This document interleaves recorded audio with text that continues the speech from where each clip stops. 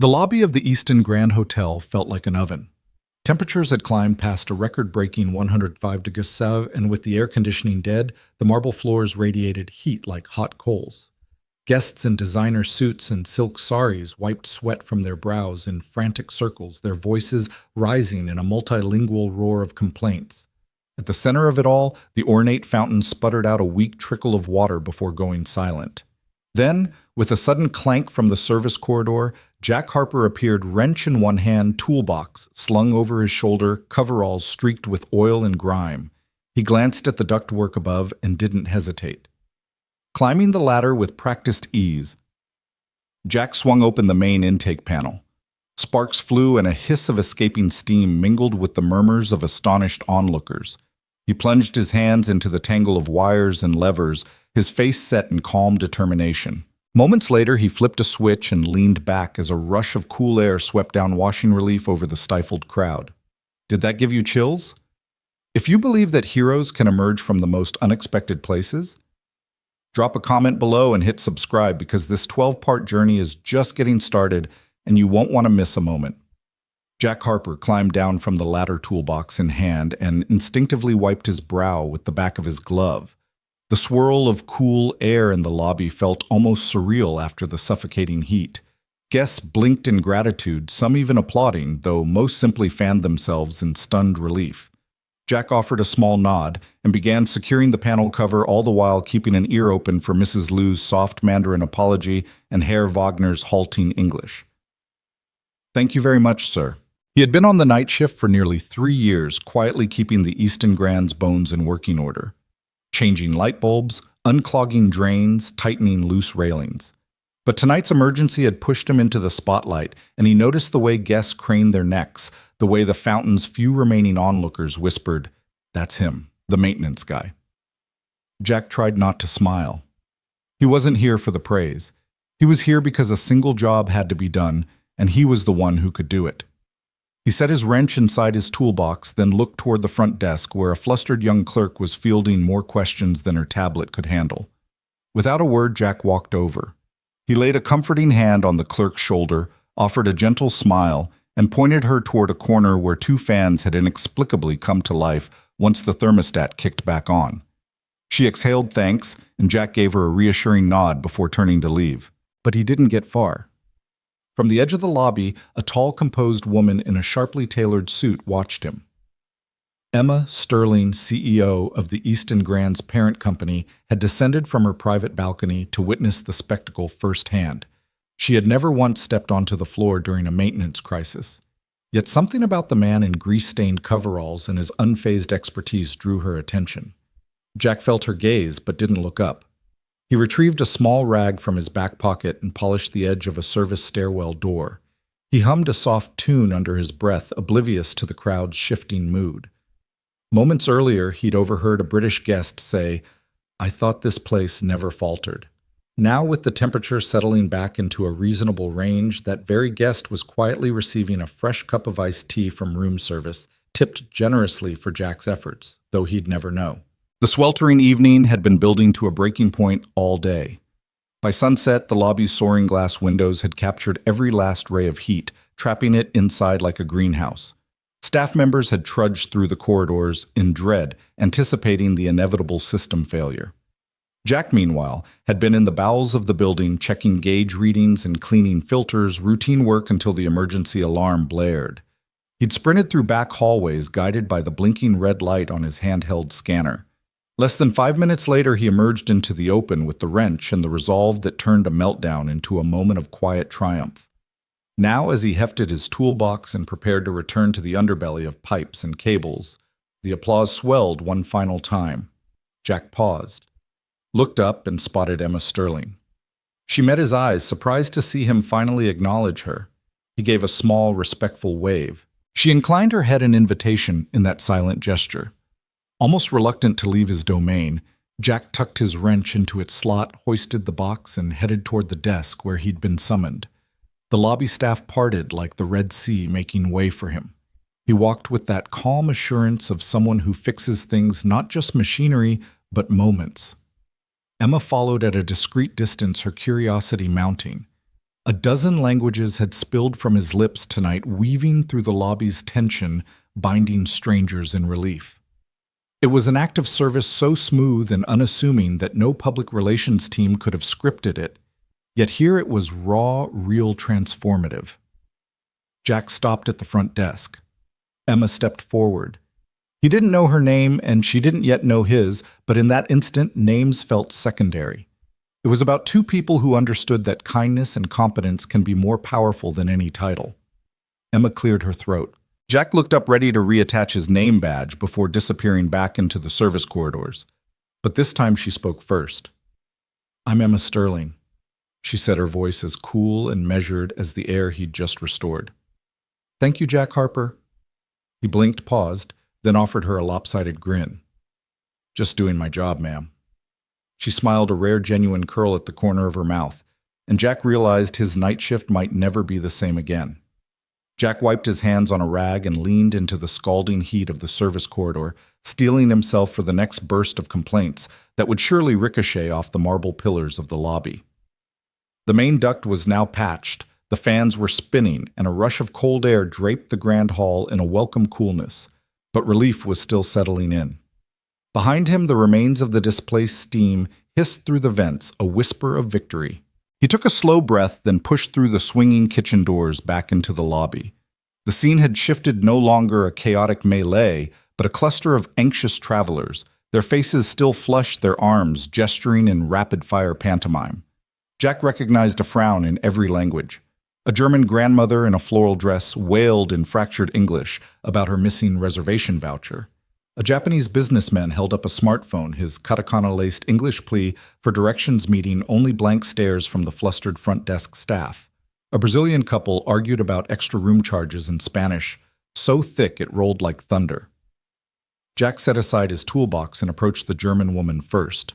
She was perched on the arm of a love seat, her hands fluttering like trapped butterflies.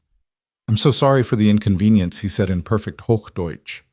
Her eyes widened, jaw-dropping for a fleeting moment before relief washed in. "Es tut mir wirklich leid, gnädige Frau," he added, touching the edge of her scarf in a respectful bow. The word "scusi" might have worked, but his chosen tongue soothed her faster than any gesture. She exhaled, blinked back tears, and even managed a small, grateful nod before slipping her voucher from her purse to hand it over without ceremony. Next, a Japanese executive in a crisp navy suit was pressing his forehead against the concierge desk, crumpling a stack of foreign currency. Jack crouched to his level, slipping effortlessly into Japanese "Dabien shiri itashima." "Shita suguni, kaijetsu shimasu." The businessman's expression went from simmering annoyance to cautious curiosity. "Thank you," he murmured, and leaned back as if the simple sound of his own language had anchored him. Words spread like wildfire. Jack had become less of a faceless technician and more of a traveling linguist, his gravelly voice shifting accents with the ease of flipping a switch. An elegant woman in an ivory sari relaxed her posture when he greeted her in Hindi. "Mujhe khed hai, main aapki madad karta hu." A frazzled father from Turkey coaxed his wailing toddler into a quiet giggle with a playful "Annem de geldi yakında, tamam mı?" A Spanish tourist found himself nodding along as Jack explained in Castilian that backup generators were en route and that cold towels would soon be distributed. Between translations, Jack returned briefly to his toolbox to tighten a loose panel, but he never lost sight of the guests. Each time he unscrewed a bolt, he offered a soft apology in Portuguese, Chinese, Arabic. His coveralls smeared with grease became secondary to the warmth in his eyes, the steady cadence of reassurance pouring from his lips.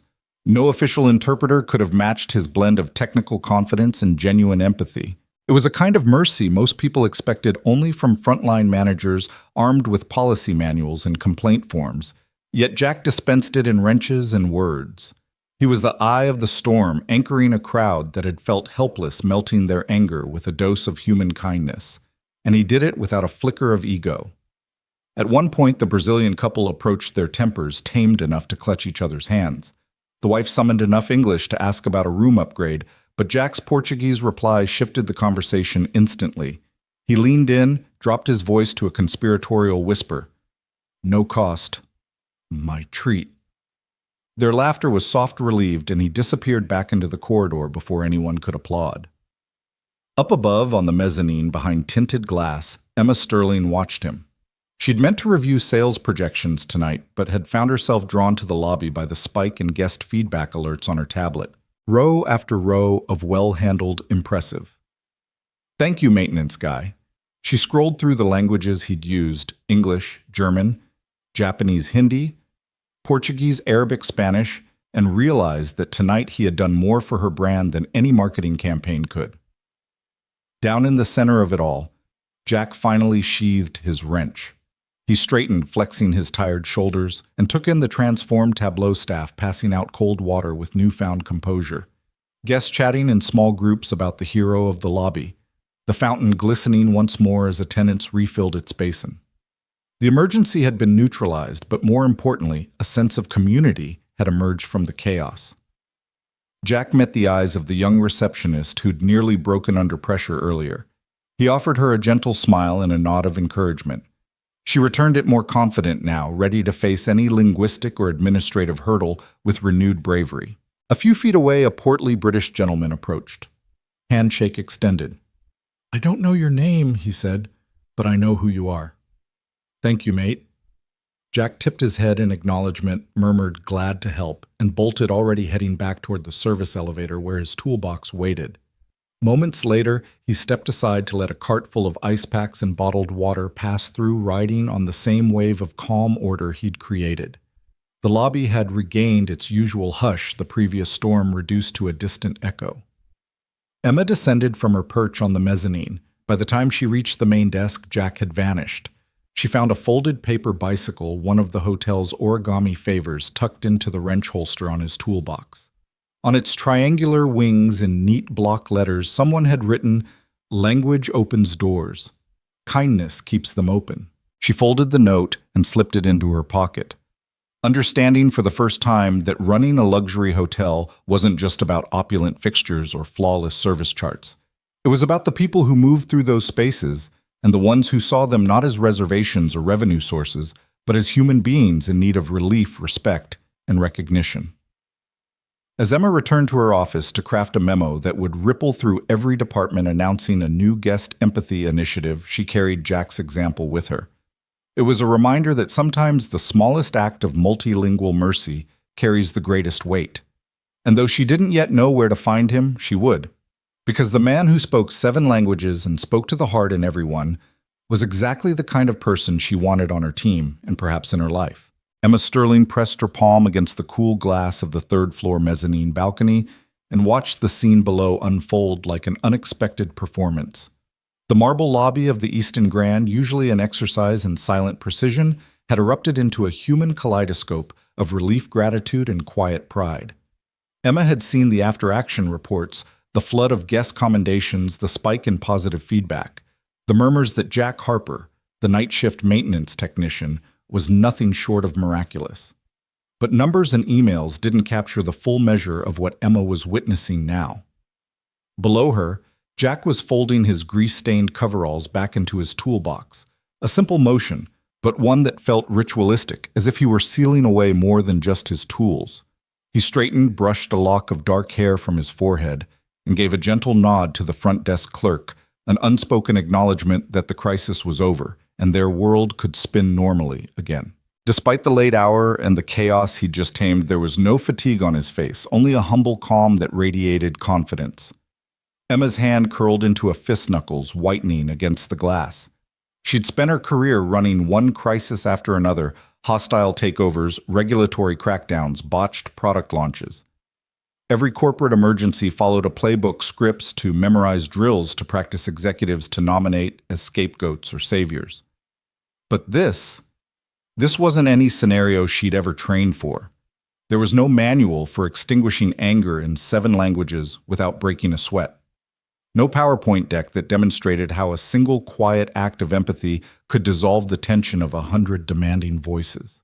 Her earpiece buzzed insistently, a reminder of the video conference she was due to chair in 2 minutes, and all hands on the supply chain disruption that threatened to delay the hotel's summer expansion. She tapped her temple panel and sent a quick text. Reschedule. Priorities have changed. It was uncharacteristic, even reckless, but something about Jack's effortless leadership had compelled her to pause everything else. Emma took a step back and leaned into her swivel chair. The balcony doors closed softly, cocooning her in the muted hum of the executive suite. She watched Jack from this vantage point as if she could distill his essence through observation alone. The way he interacted with the guests, hands never raised in frustration, voice never edged with apology or defensiveness, but always steady, unabashedly human, felt like a masterclass in emotional intelligence. She remembered the early days of her own career fresh out of Harvard, brimming with ambition. She'd clung to every leadership seminar, devoured every self-help bestseller, pored over case studies from every industry titan. Yet, despite her training, she'd learned the hard way that heart-fueled connection couldn't be engineered in a conference room or simulated in role-play exercises. You could teach managers how to deliver tough feedback, how to navigate office politics, even how to execute a flawless elevator pitch, but you couldn't teach them to see people, to truly meet them where they were. Emma's gaze shifted to the clients clustered near the fountain, now smiling, chatting in small clumps as newly minted acquaintances. The heatwave crisis that had threatened reputations and racked up negative press had become a story of solidarity. A testament to our people, the upcoming marketing campaign would say. But beneath that tagline lived Jack's quiet courage, and Emma felt a swell of gratitude she rarely allowed herself to feel. She swiveled her chair and stared at the wall-mounted screen that usually streamed financial dashboards. Tonight it showed a muted graph of guest satisfaction scores climbing in real time. Each green bar was a data point in the narrative Jack had authored with wrenches and words. Emma tapped her lip thoughtfully. She needed to know more about him, what drove him, how he'd learned to speak German, Japanese, Arabic, Portuguese. What life stories lay beneath the coveralls? Her assistant's voice crackled through the earpiece. "Emma, the conference room is ready whenever you are." "Not today," Emma replied, rubbing her temple. "Cancel the supply chain call. I want a full profile on Jack Harper, background check, credentials, performance reviews. Everything." There was a brief pause. On it. She closed her eyes and exhaled. It was rare for her to drop everything in the name of curiosity, but she sensed this wasn't mere fascination, it was necessity. A leader's job wasn't just to command resources or ensure profitability. It was to recognize the unexpected solutions that emerged from the margins. And Jack Harper was exactly that, a solution in human form. Emma rose from her chair and walked the length of her office toward the service elevator control panel hidden behind a shelf of strategic reports. A quick press of the button called the elevator, its soft ding a contrast to the thunder of chaos below.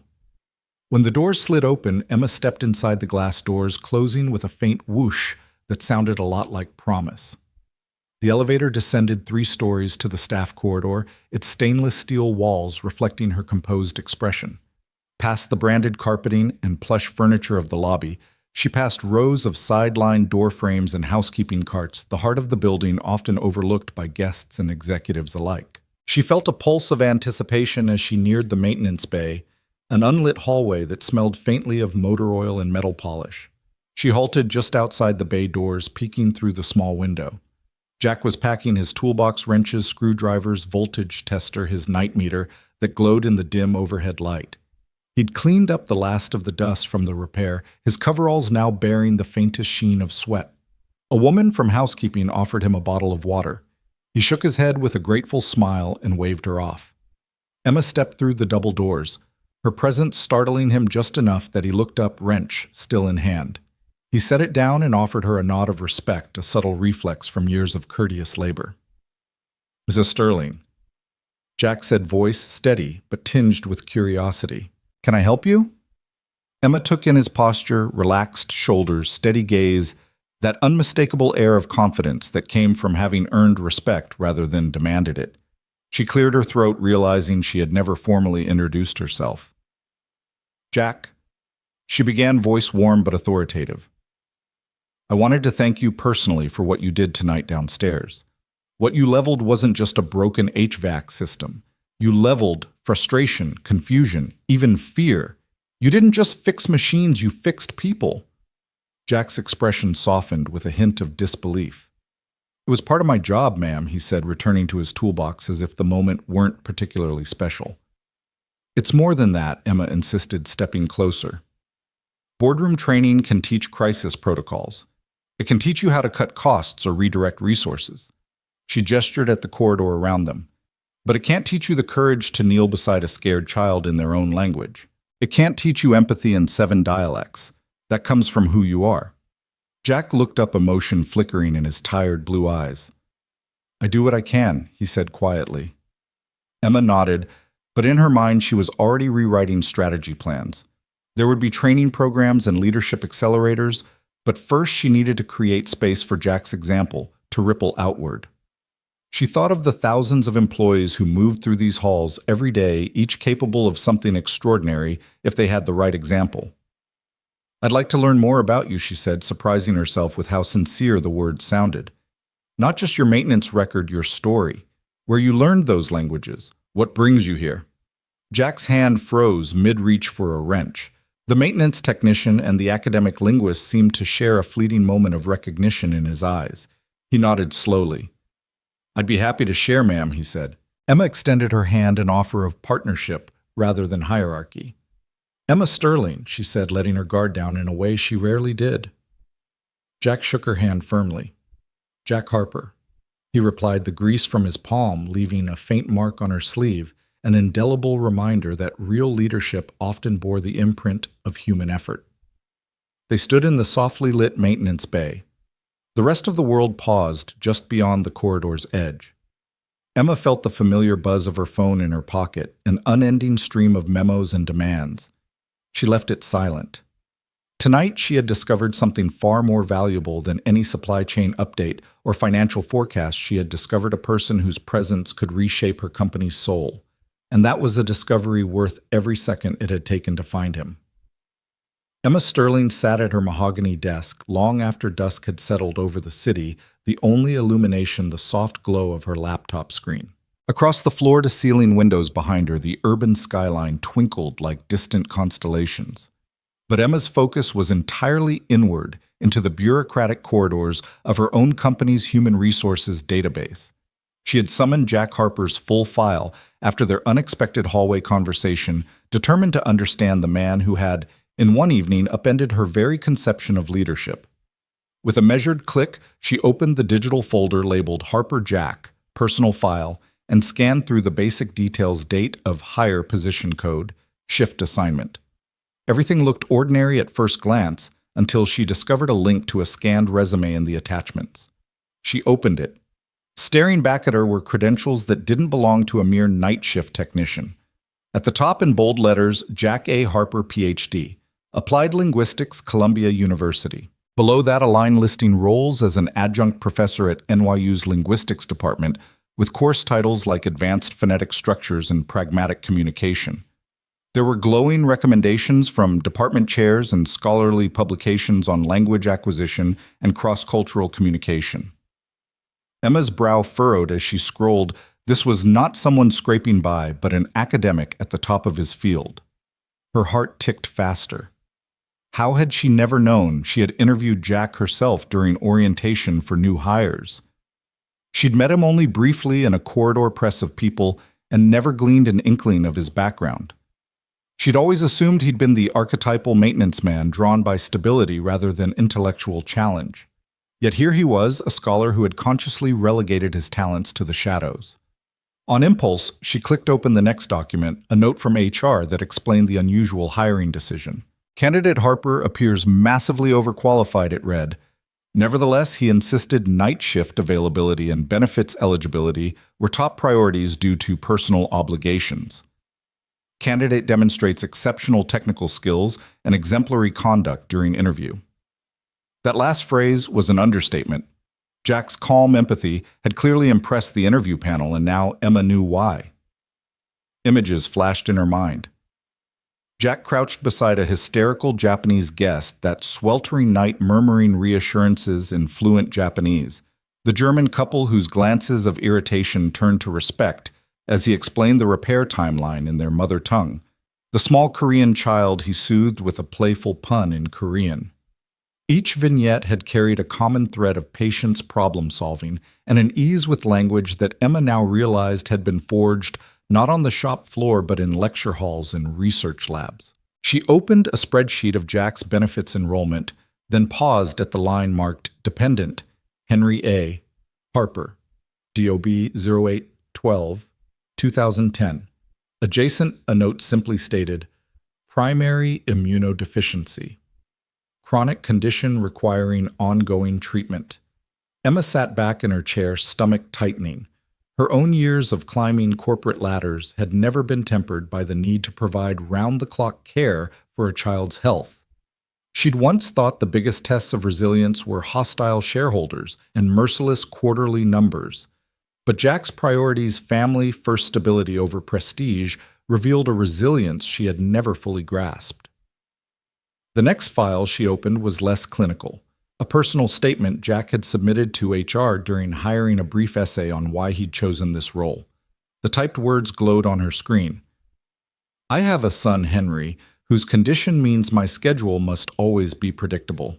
Academia demands time I cannot give, and while I love teaching and research, my son's health takes precedence.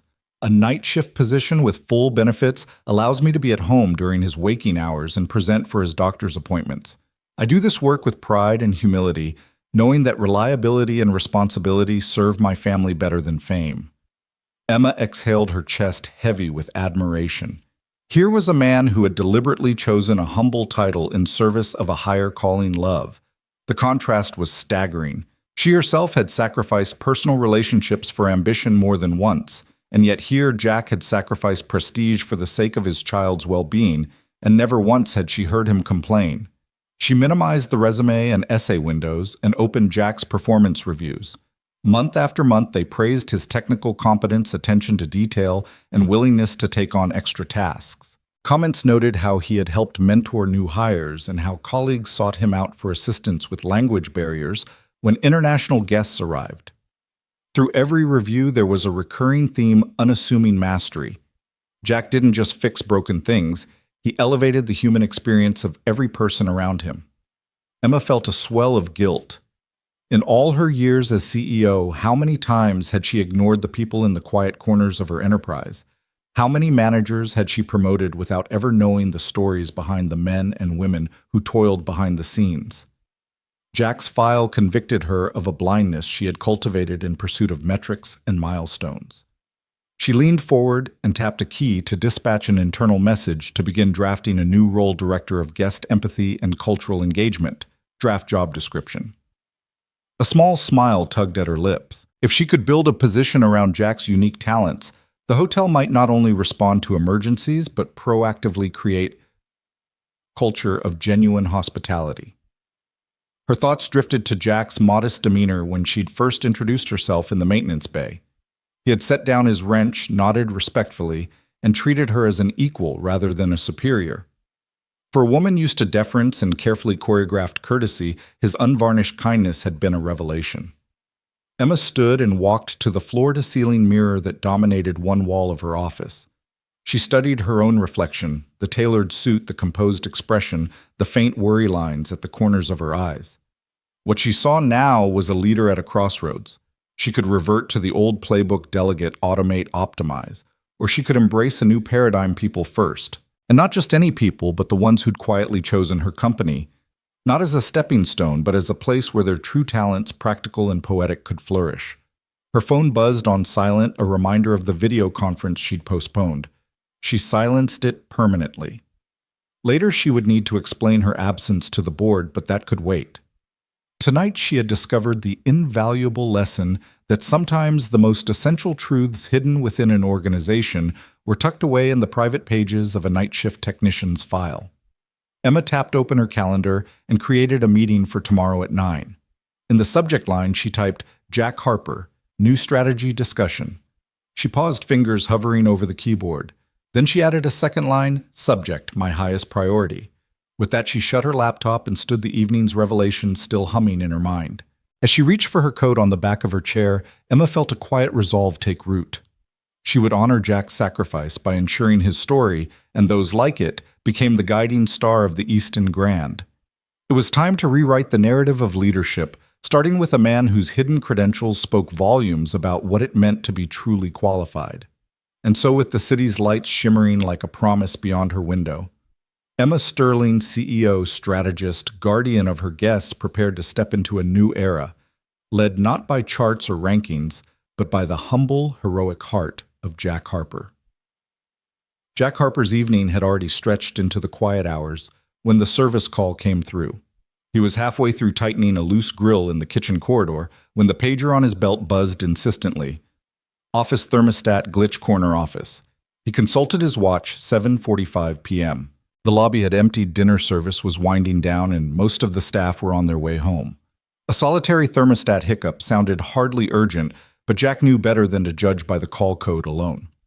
He set aside his toolbox and walked the hushed halls to the elevator, each step echoing against glossy tile. The golden light of the mezzanine lounge spilled through the paneled glass walls, and beyond the city's neon pulse throbbed against the night sky. In his mind, he flicked through the maintenance logs. Sometimes a low-temperature alert concealed a minor sensor misalignment. Sometimes it exposed a deeper wiring issue in the climate control network. Either way, Jack prepared himself for whatever lay behind that office door. The elevator doors slid open on the 32nd floor, and Jack stepped into the hushed corridor.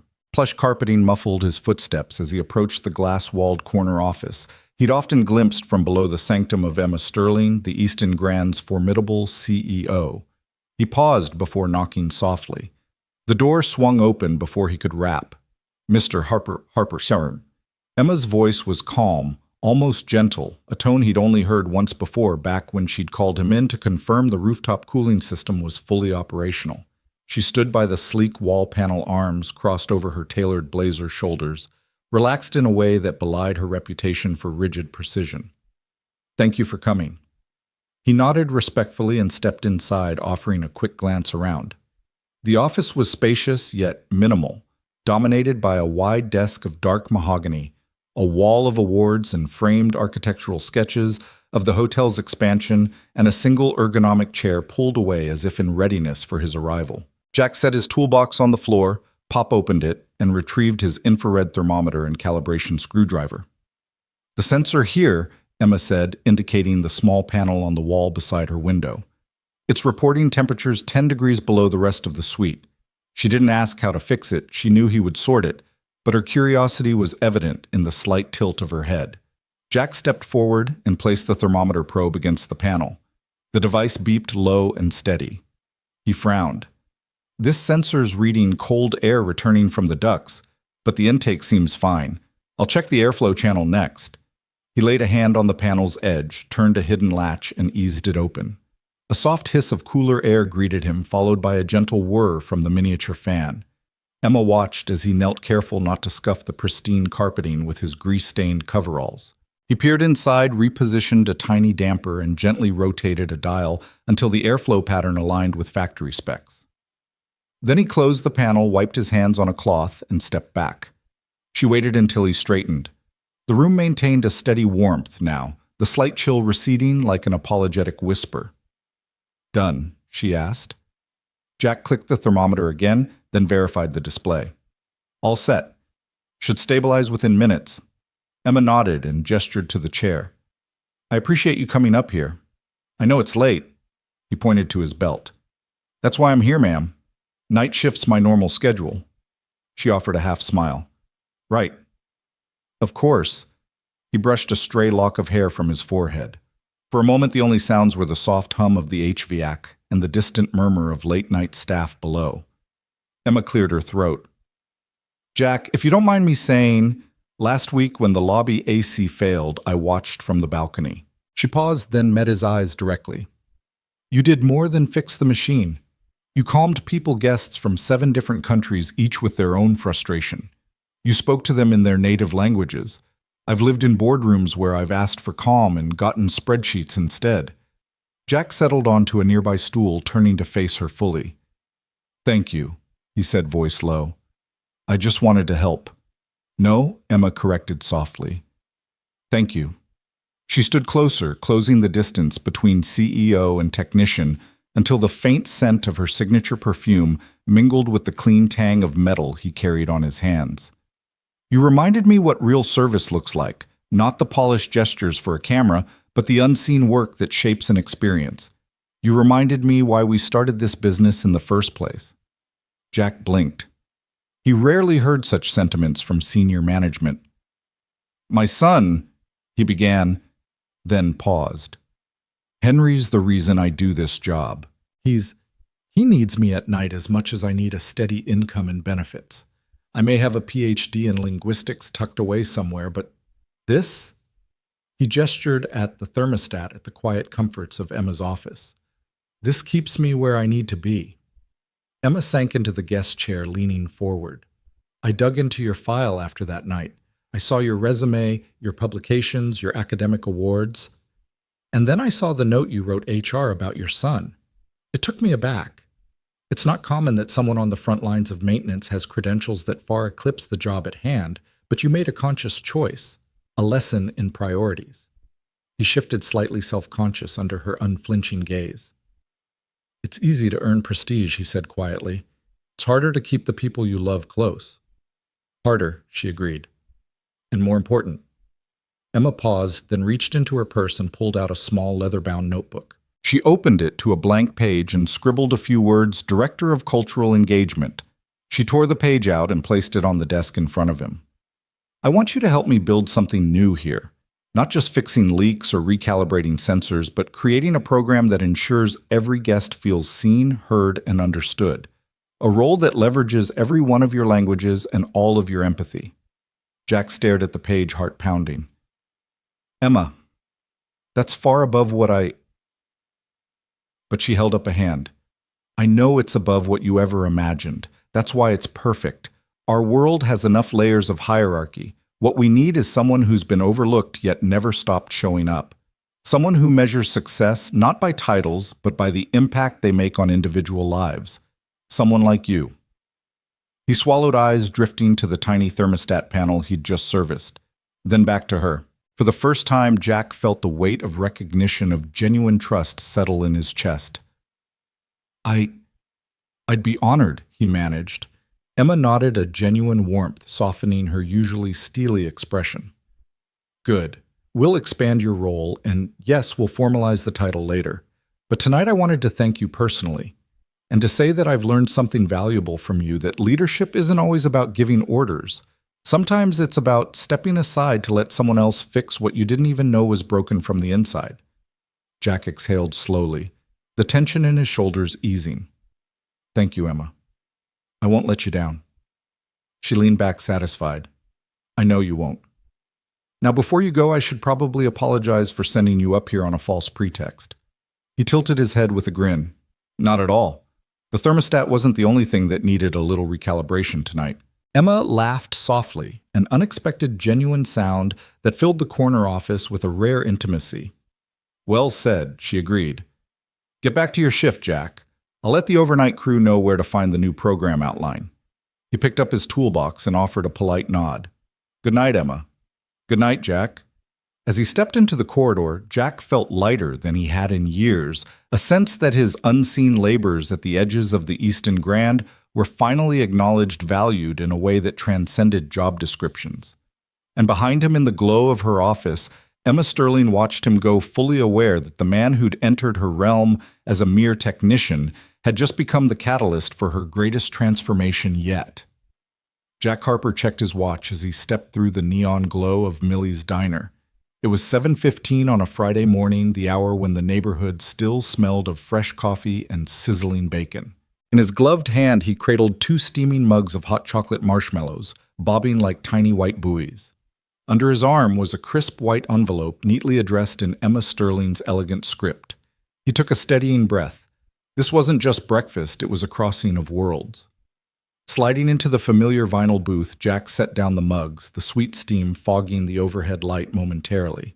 Across from him, Max Harper, his 7-year-old son, pushed his glasses back up the bridge of his nose and regarded the envelope with shy excitement. Is that from the boss lady? He asked, eyeing Jack with a grin that spoke of inside jokes and shared conspiracies. Jack smiled, smoothing his grease-stained coveralls as best he could under the diner's harsh fluorescence. It is indeed. He slid the envelope across the Formica tabletop. Open it if you want. Max ripped it open in one eager motion, tearing neatly along the fold to reveal a pale blue card inside. He read aloud in a squeaky voice, "Please join me for breakfast this Friday at Millie's Diner. Emma Sterling." He looked up at Jack with wide, delighted eyes. "She wants to have breakfast here with us." Jack chuckled softly and ruffled his son's hair. "She knows this is your favorite place. Says she wanted to meet the boy who taught her how to speak alien and cat." Max laughed, a bright, infectious sound that turned heads at nearby tables. "Alien is easy," he declared, "just 4 clicks and 3 squeaks. Cat is all tail flicks." He traced an imaginary tail flick in the air, waggling his finger like a little paw. Jack and half the booth full of diners erupted in gentle laughter. Just then the door chimed.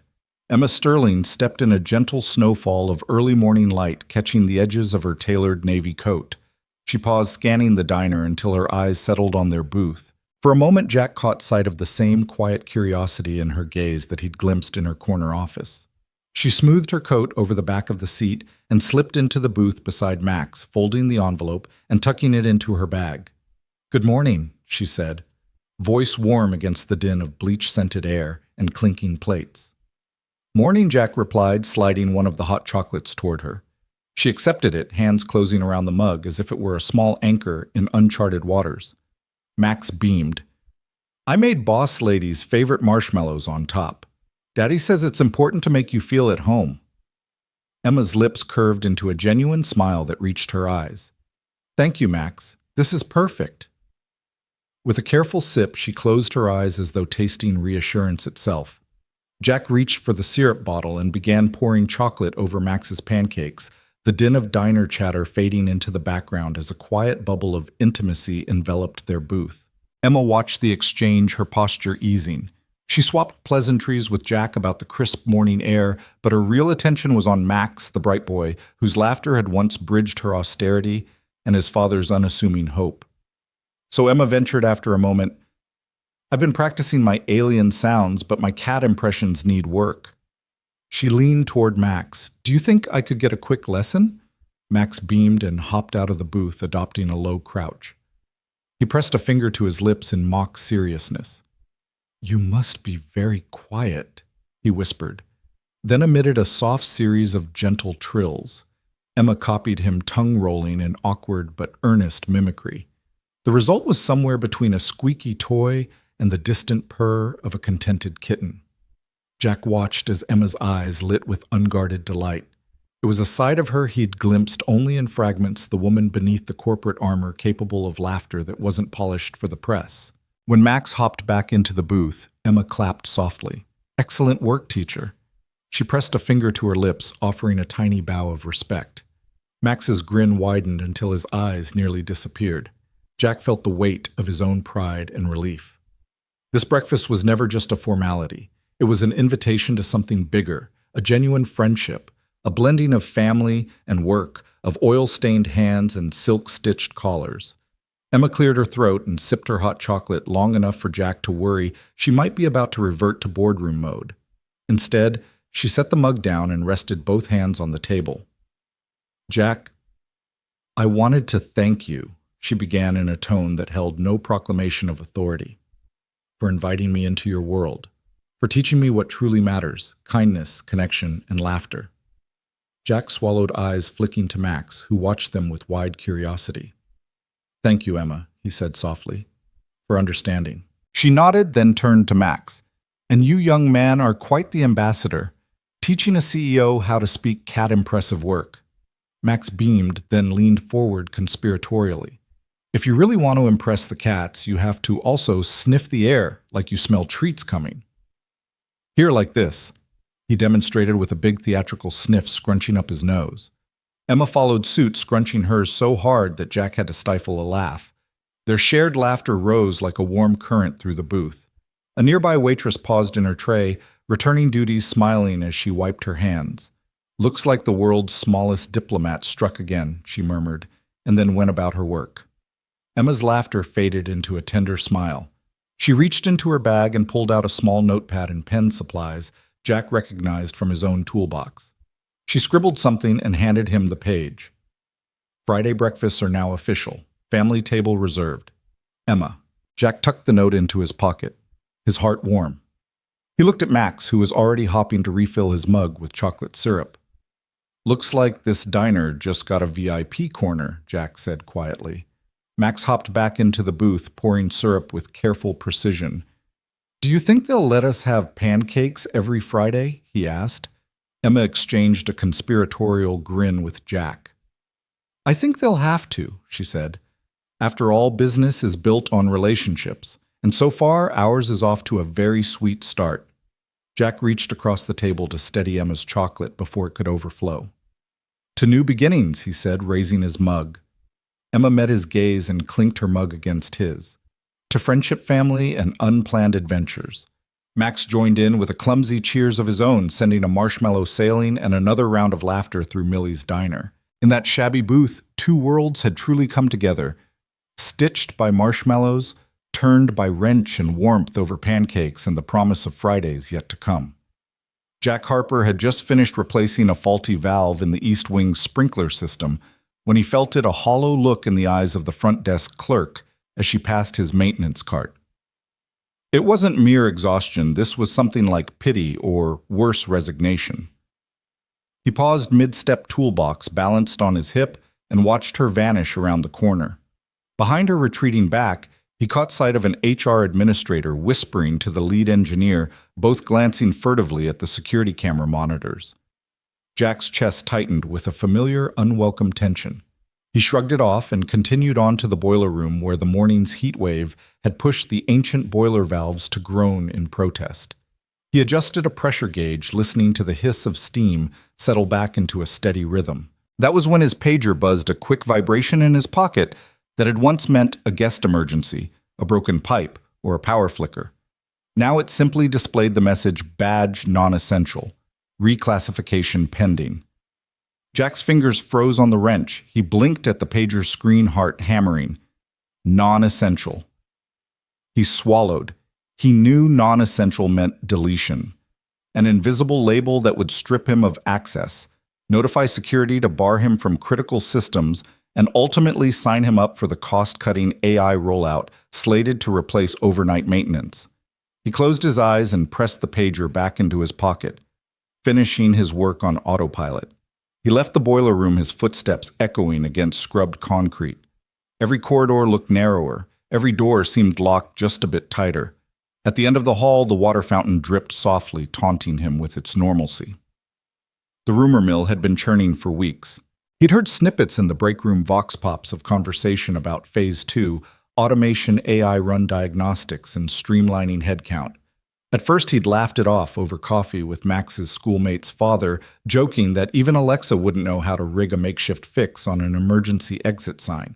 But that laughter died the moment the pager lit up.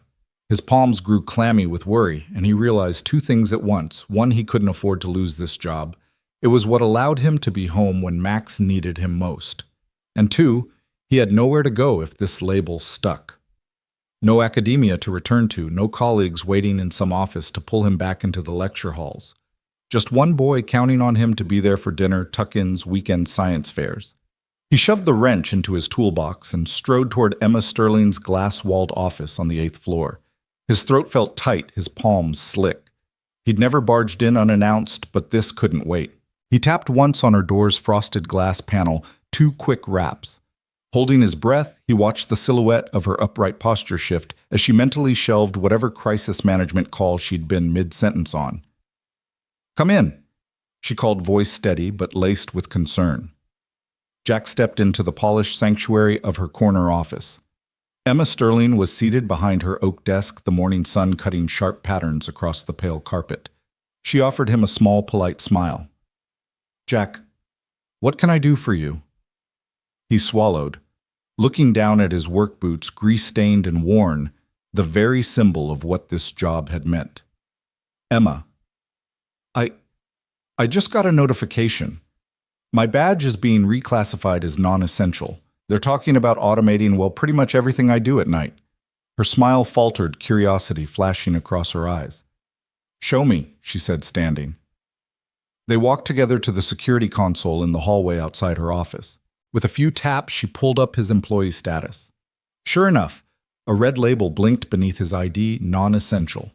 Below it, a smaller note, eligible for AI replacement phase 2. Emma frowned, tracing the screen with a finger. Non-essential. Huh? She murmured. She turned to him, blue-gray eyes sharp. They're going to replace you with AI. Do they know what you do?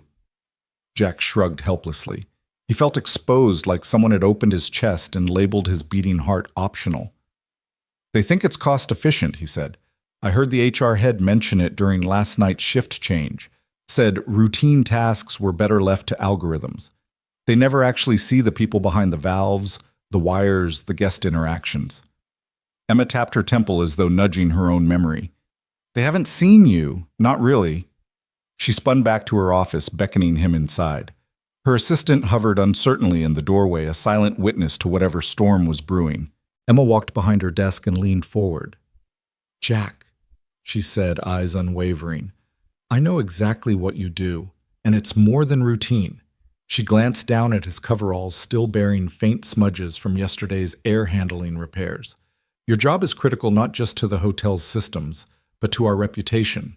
You're our frontline ambassador, fixing problems and soothing guests in 7 languages. Jack shook his head, voice tight. I'm just trying to keep the heat off Max. He swallowed again. If I lose this, I lose everything. Emma's jaw worked as she processed his confession. She'd known he was a single dad, putting everything on the line, but hearing it out loud, seeing the fear in his eyes that ignited something in her. She pivoted to her laptop and pulled up the department's cost analysis graphs and projections.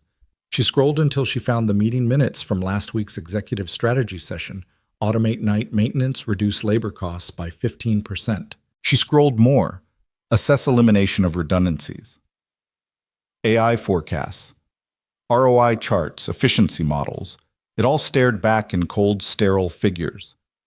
But as she weighed the numbers, Emma found herself replaying every instance Jack had rescued the hotel's image, guiding stranded guests in Arabic after the power flicker, diagnosing the sprinkler sensor failure in record time, diffusing an irate guest complaint in fluent German, de-escalating the panic when a concierge misspelled Edelweiss.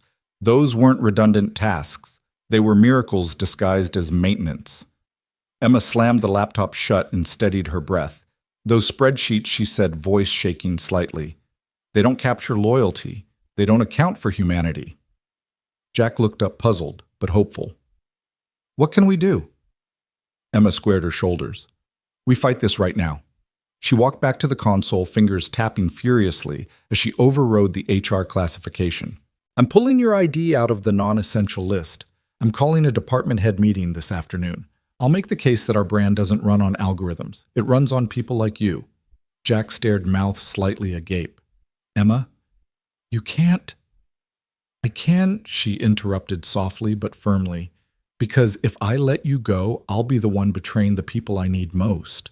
She turned back to him, eyes fierce. You're not non-essential, Jack. You're indispensable. He closed the distance between them in one swift step and offered her a grateful nod, a single tear glinting in his eye. Thank you, he whispered. Emma brushed her hair back over her shoulder and folded her arms, a stance she reserved for boardroom showdowns. Just get back to work. I'll handle the data. She paused, then added, if they want spreadsheets, I'll show them numbers they can't ignore. Guest satisfaction scores up 30%, recovery time down 60%, employee loyalty at an all-time high. That's what you do. Jack exhaled relief, and something fiercer mingling in his chest. He turned to leave, then paused at her door. Emma, he said. She looked up concerned. I don't know how to thank you. Max and I will never forget this. Emma watched him cross the threshold, then exhaled a breath she didn't know she'd been holding. As the office door clicked shut behind Jack Harper, she realized she had a choice: bow to the ease of efficiency or stand for the people who made that efficiency possible. She touched the cool glass of her office window, looking down at the marble lobby where Jack had first emerged as hero. Tomorrow she would make sure the board saw him not as a line item, but as the beating heart of the Easton Grand. Emma Sterling stood at the center of the Easton Grand's opulent ballroom, her tailored blazer, unbuttoned sleeves rolled up in a rare display of earnest intent. Rows of polished mahogany chairs arced around her, filled with department heads, executives, and line staff alike, each one summoned by the unprecedented all-staff assembly she had called just that morning. Crystal chandeliers cast warm pools of light over the sea of expectant faces. As Emma glanced across the room, she saw more than colleagues gathered. She saw a family of dedicated people who had helped build this hotel's reputation. Tonight, she would give them a story worth believing in. Clearing her throat, she permitted herself a moment's stillness, letting the hush deepen until every whisper faded. Then she spoke, her voice carrying easily through the vaulted space. "Thank you all for coming on such short notice." She began scanning the room until her eyes found Jack Harper standing near the back, arms folded over his grease-streaked coveralls. He seemed to shrink beneath the ballroom lights, his gaze low, as if he did not belong on this stage. Emma's heart clenched. "I promised transparency, so I want to share something crucial. I almost lost our most vital team member." Murmurs rippled through the assembled crowd. A few eyebrows lifted in surprise. Emma continued, leaning forward over the podium. "Last week, Human Resources proposed reclassifying Jack as non-essential. They argued that night shift maintenance could be automated, that his tasks were routine, that the hotel could save money by phasing out his position." She paused, letting the weight of her words settle. But what those spreadsheets did not capture was Jack's humanity. Jack's head snapped up, his shoulders tensing as he realized where this was heading. Emma looked directly at him, unwavering. "When our central air conditioning failed during the record-breaking heat wave, Jack didn't just repair a broken thermostat. He spoke to irate guests in 7 languages: English, German, Japanese, Arabic, Russian, Spanish, Korean, calming their fury with kindness and sincerity. He wove us back together with nothing but compassion and technical skill." She turned back to the audience, her arms sweeping out. "We talk about hospitality as if it's only a service we offer on plush linens and silver trays. But true hospitality lives in human connection, not algorithms." I watched him kneel beside a frightened child who thought the blackout would swallow him whole, and I realized that Jack doesn't just fix machines, he saves people. A ripple of applause swept through the room. Tentative at first, then firm as Emma's words sank in. She held the applause, gently raising a hand. "That's not the only reason Jack matters." She reached into her pocket and pulled out a simple photograph, Jack and his son Max, eyes bright despite hospital masks, standing beside a lifeless IV stand. "Jack is a single father," Emma said quietly, her voice softening with empathy. "Max has battled a chronic illness since he was 6. Jack chose night shifts so he could be home for medicine doses and bedtime stories. He gave up a promising academic career, PhD in linguistics, adjunct professor at NYU, just so he could watch his son grow." Jack's Adam's apple bobbed as he swallowed, glancing at the photo, then back at his colleagues. Emma held the image aloft for all to see. "This is the sacrifice that spreadsheets never recognize. It's the courage that spreadsheets can never quantify. It's the quiet heroism we often overlook."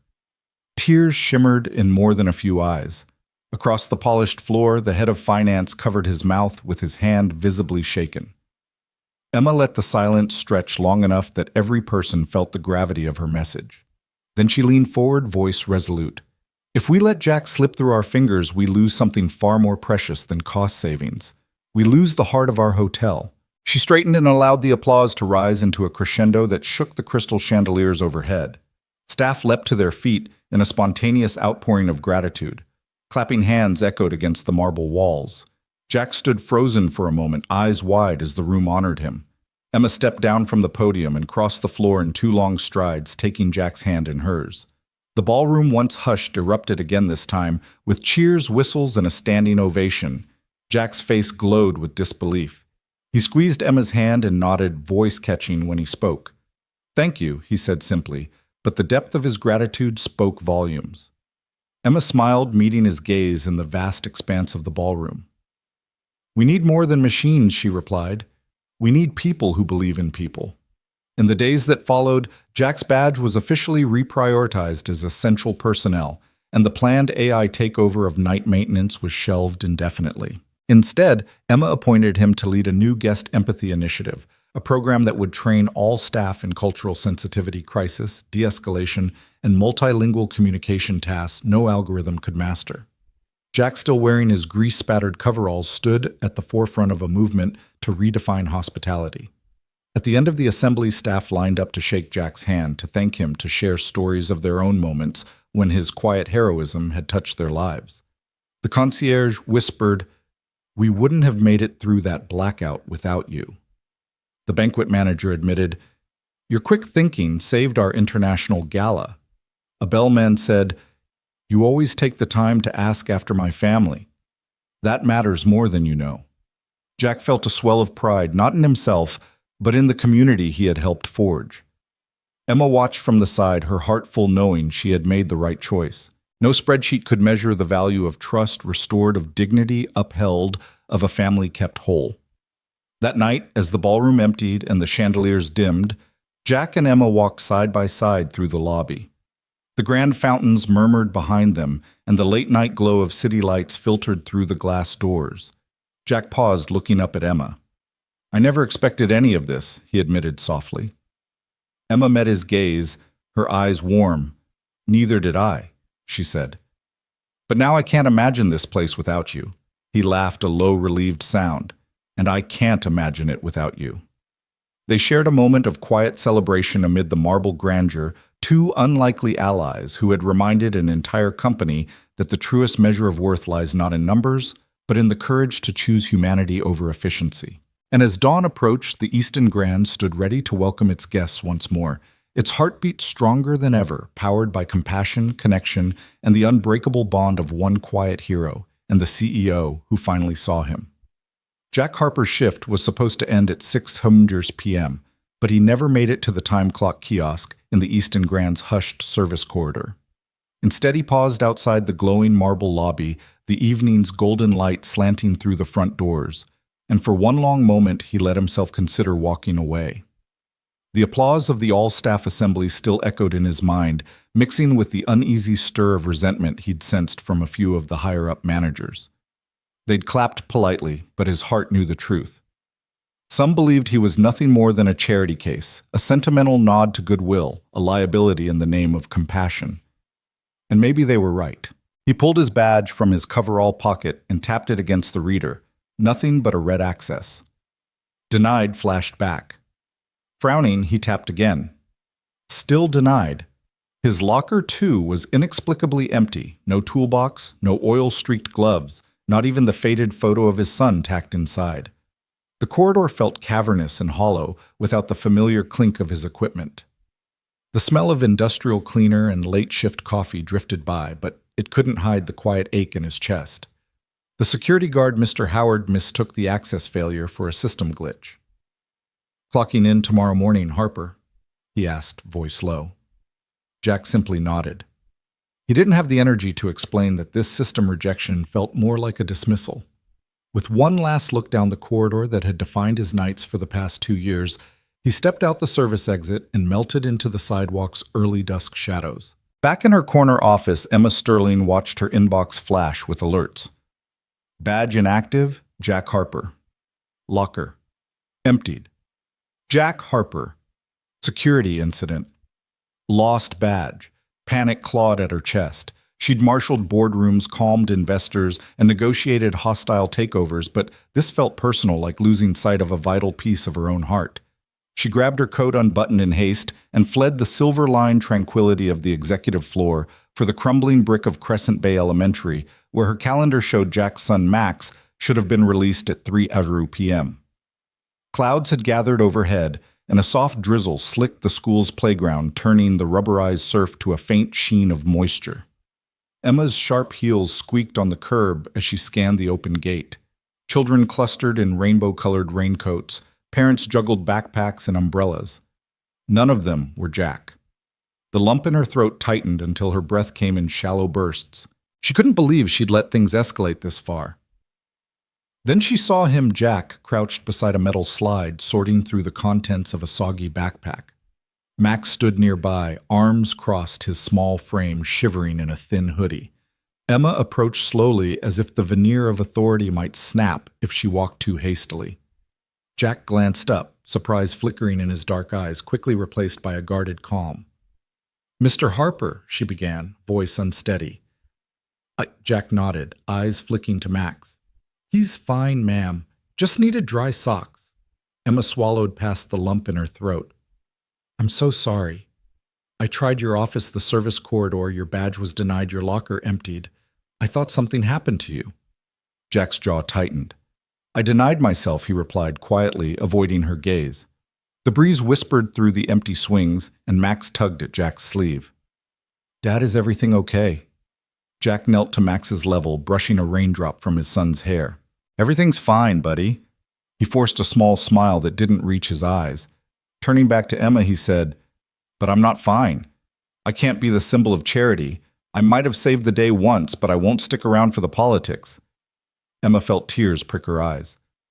"Jack, please." He held up a hand. "You saved Max," he said, voice raw, "when I couldn't afford the trial. You did that. The rest, I'm not so sure." Emma closed her eyes and counted to 3, steadying herself. Then she reached out, gingerly resting a hand on his shoulder. "Jack, look at me." He did, reluctance folding into the depths of his gaze. "I made a mistake. I thought rescue was charity. I was wrong. I thought I could protect you from the fallout, but I ended up pushing you away. I'm sorry." For a heartbeat, Jack said nothing. The playground's laughter and shouts faded to a distant hum. Max stepped forward, his small hand sliding into Jack's. Emma dropped to one knee in front of them, unperturbed by her wetsuit. "Max," she said softly, meeting the boy's curious eyes. "You're the bravest kid I know. Will you let me do something brave too? Will you tell your dad that I want him back at work where he belongs?" Max's eyes widened, then crinkled in a shy smile. He looked at Jack. "Dad, Miss Sterling says you make things matter." Jack's chest tightened. He looked at Emma, searching her face for hints of guile, found only earnest regret and hope. He took a trembling breath. "You're serious?" he asked.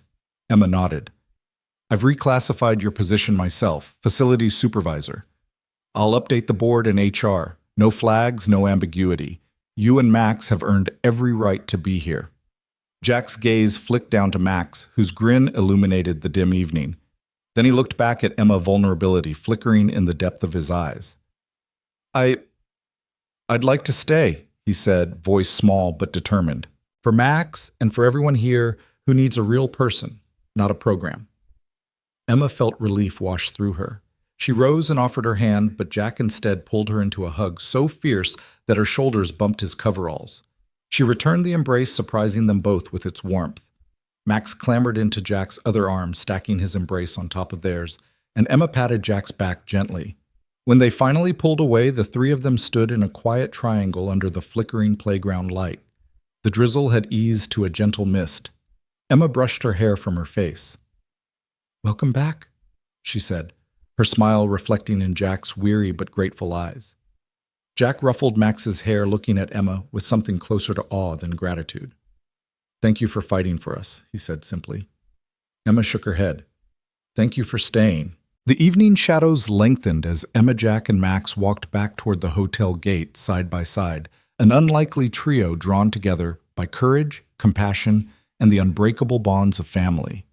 And in their quiet determination, the Easton Grand found its true foundation, not marble or air conditioning, but the simple promise that no one would ever be left to fade away unseen again. Jack Harper's first morning as facilities supervisor began not behind a desk, but in the echoing expanse of the main lobby. The dawn light glimmered off the marble floors, and for the first time in his life, he wasn't here to fix a broken pipe or clear a jammed air duct. Instead, he carried a stack of laminated cards and a clamshell box of multicolored markers, his tool belt replaced by something a little lighter, the quiet conviction that people mattered most. He gathered the front desk team in the circular seating alcove near the concierge desk.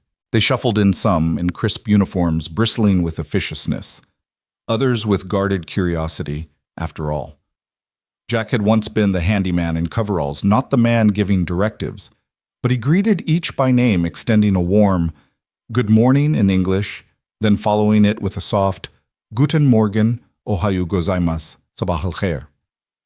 Dobra utro and buenos dias. The routine brought ripples of surprised smiles. It wasn't about showing off, it was about reminding them that a simple greeting could turn a stranger into a guest. Thanks for coming. Jack began choosing his words for everyone's benefit. I know you've got your routine's check-in scripts, room blocks, billing codes. Today, I want us to slow down. I want us to listen first, then speak. Not because it's on a checklist, but because it's how we actually help people feel at home. A receptionist raised her hand. Jack, do we really need 7 languages? I barely passed high school Spanish. Jack leaned forward, elbows on his knees. I don't expect everyone to speak 7 languages fluently. What I do hope is that you learn one phrase in a guest's mother tongue, how can I help you? And deliver it with sincerity. Then ask follow-up questions in English.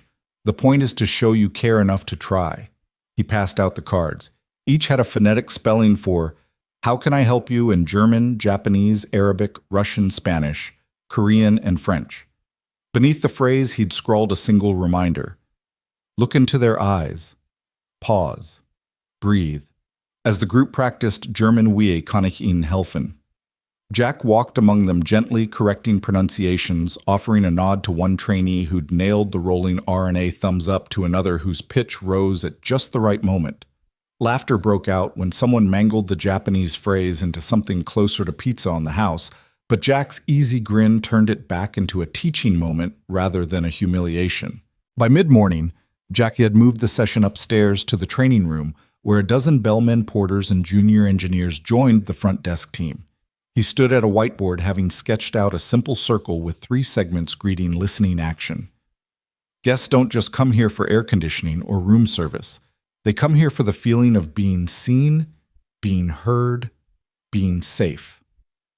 Our job is to fill those segments, start by greeting them in their language, listen without interrupting, then take action.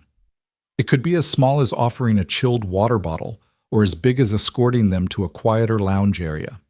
He told a story earlier that week. A frail, elderly woman from Brazil had crumpled a check-in form in frustration. He approached her, spoke "Como posso ajudar, señora?" and simply sat beside her as she wept, offering a cool towel and a gentle silence. Afterwards, she hugged him, whispering gratitude. That's not in any manual, Jack said, his voice steady. But it's what people remember. Throughout the day, trainees paired off and role-played one as a guest, arriving post-midnight exhausted and disoriented, another as a newly hired receptionist who had to navigate both empathy and efficiency. Jack wandered the crowded room, listening intently, stopping to ask a retiring security officer how he might help a lost tourist or nudging a shy engineer to break eye contact and smile. By afternoon's end, the whiteboard was scrawled with feedback. Ask more open-ended questions. Use reflective listening. Offer solutions before guests ask. But Jack didn't leave them with theory alone. He led a walkthrough of the lower-level corridors, pointing out broken light fixtures and jammed sprinkler covers, areas he'd personally fixed last night. He showed how to check the backup generators in the boiler room, how to access the service stairwell without disturbing housekeeping, and how to calibrate a simple wall-mounted thermostat. Each demonstration wove in a customer-centric tagline, "Keep the lounge comfortable, so we keep the memories warm," or "A functioning corridor light is a beacon of safety at 3 a.m. His tone was neither condescending nor theatrical, just matter-of-fact grounded in the reality that technical skill and human grace were 2 sides of the same coin. Back in the lobby as the sun dipped, Jack noticed Emma Sterling watching from the mezzanine balcony. She gave him a slow nod, the smallest crack in her usual reserve. He returned it with a brief salute. Then he descended the stairs and joined his son Max, who was doing homework in a quiet corner. Jack ruffled his boy's hair and introduced him to a bellman who'd been one of the day's trainees. Max Jack said, "This is Hector. Today, Hector helped me teach everyone how to say, 'Welcome home.'" Hector's face lit up, proud to have learned not just a phrase, but an attitude. At the end of the shift, Jack gathered his team one last time under the grand staircase.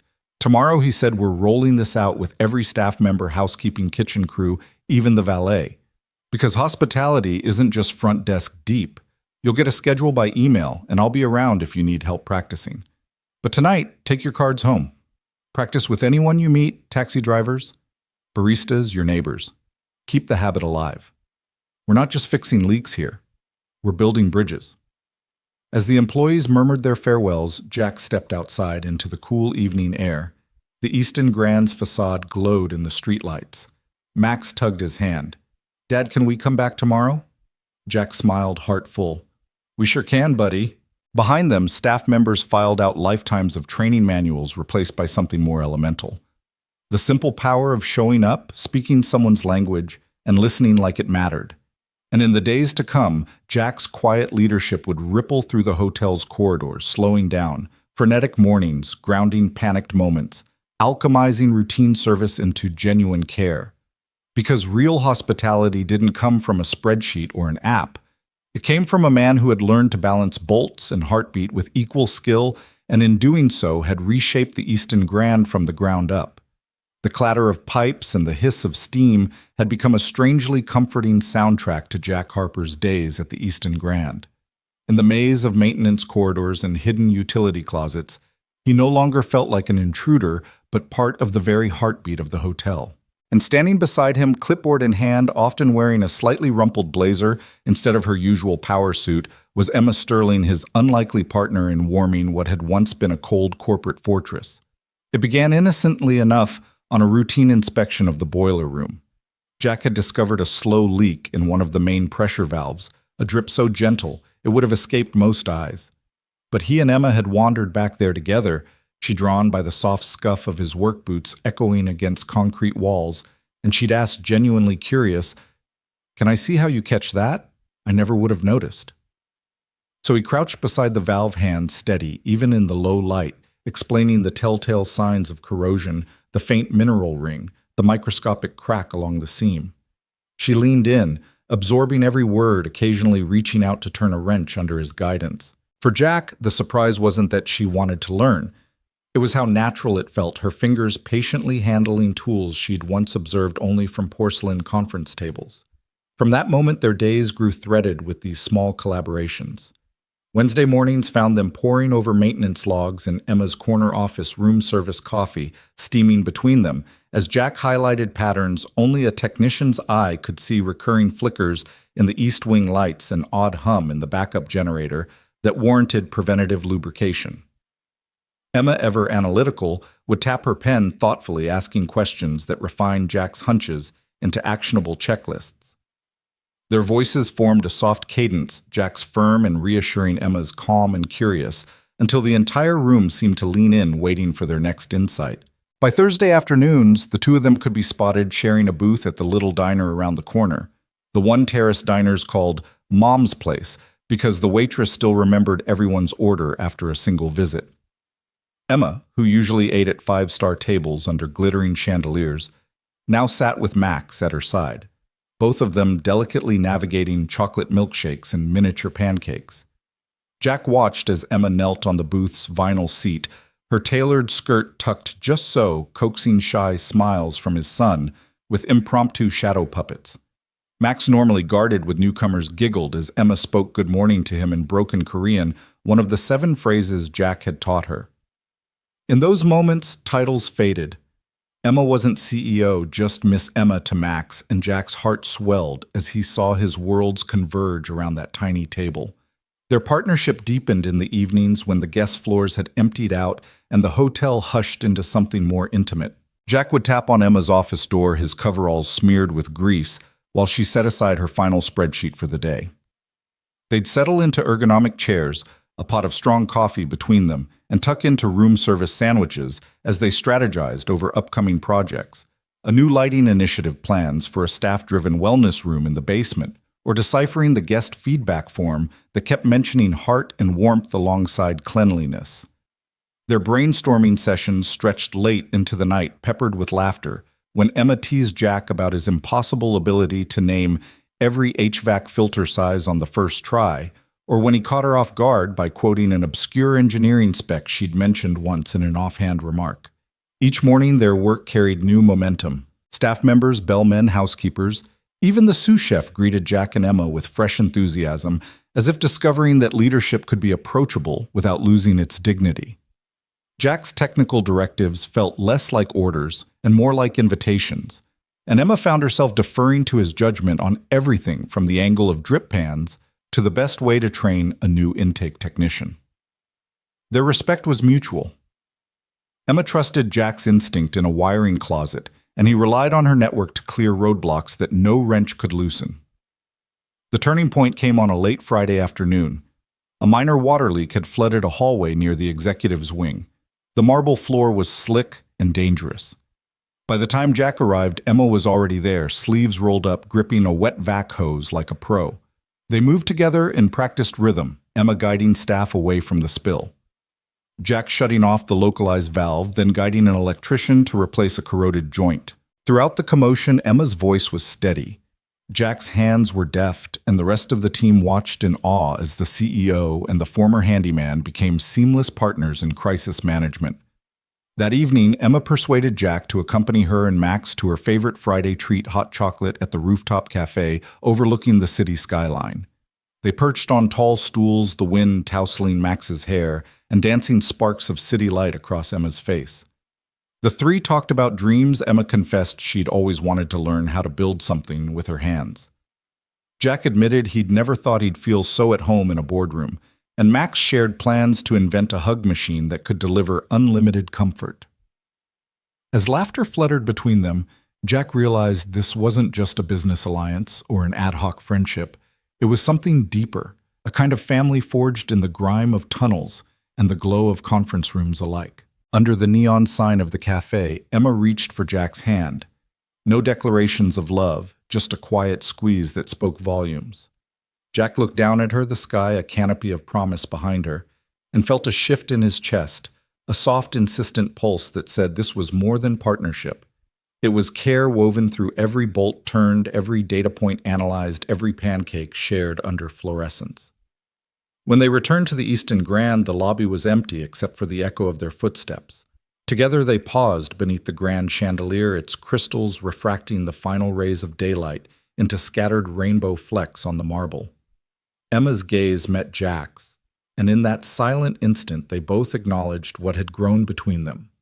Not a fleeting office romance, but a bond rooted in mutual respect, shared purpose, and genuine tenderness.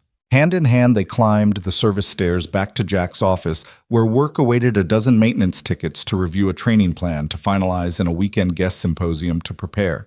Yet as they stepped inside, the weight of those tasks felt lighter, infused with the certainty that they would tackle every challenge side by side. And somewhere down the hall, they could hear the faint echo of Max's giggle, the living emblem of their newfound family. In the corridors of pipes and panels between strategy sessions and diner booths, Jack and Emma had discovered a simple truth. Love doesn't need a gilded ballroom or a scripted declaration. Sometimes it blossoms in the narrow passages where two people meet, tool belts and dreams interlacing until the shining marble palace itself is warmed from within. And in that warmth, they built something stronger than any steel beam, a connection that would weather every storm, powered by the quiet courage of two hearts choosing each other again and again.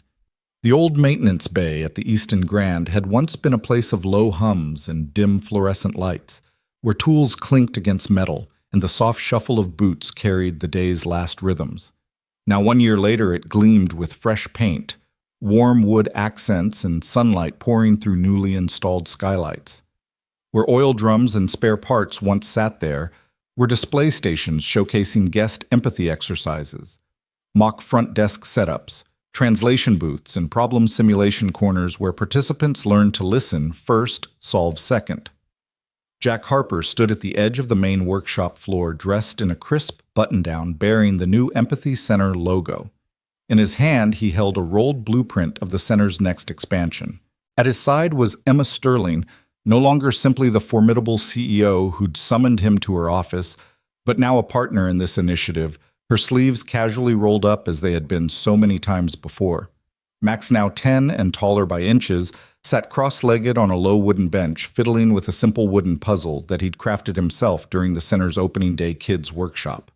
A small crowd of Easton Grand staff, community volunteers, and a few curious neighborhood leaders had gathered for the dedication ceremony. The energy in the room crackled not from spotlights or amplifiers, but from the palpable sense of possibility in the air. These were people who'd once passed through the hotel's grand lobby, oblivious to the gears turning behind the scenes. Now they stood here eager to learn how to bring that same spirit of care into their own lives. Emma tapped the microphone with a gentle smile. "Thank you all for joining us today." She began, her voice warm and unhurried. A year ago, this space was off limits to guests, hidden, utilitarian, functional.